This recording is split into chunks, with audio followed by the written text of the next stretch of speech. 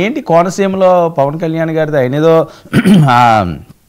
రైతుల బాధలు వినడానికో లేకపోతే వాళ్ళ కష్టాలు తీర్చడానికి అని టూర్ వేస్తే అక్కడ అపరిచిత వ్యక్తి అంటారు.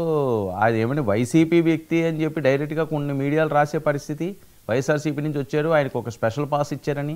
ఏం జరుగుతుంది అసలు? సార్ అందరికీ కూడా గుడ్ ఈవినింగ్.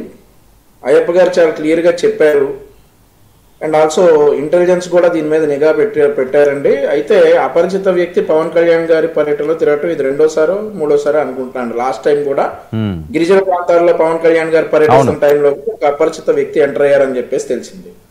సో దాని వెనక ఆ పాస్ ఎలా వచ్చింది ఏంటి అనేది లోతుగా విచారించిన తర్వాత ఆఫ్టర్ ద రిపోర్ట్ మనం మాట్లాడుకుంటే బెటర్ అనేసి నా అభిప్రాయం. ఏదేమైనా కానీ జగన్మోహన్ రెడ్డి గారితో సహా, ఎందుకంటే స్టేట్ లో మావోయిస్ట్ యాక్టివిటీ ఈ మధ్యనే బయటపడింది, జగన్మోహన్ రెడ్డి గారితో సహా కూటమి నాయకులు అందరి భద్రతా విషయంలో ప్రభుత్వం చాలా సీరియస్ గా ఉంది. ఎవరికి ఎట్లాంటి హాని జరగకుండా మా ప్రయత్నం అంతా కూడా ఆంధ్రప్రదేశ్ ఈ సేఫ్ సేఫర్ సేఫెస్ట్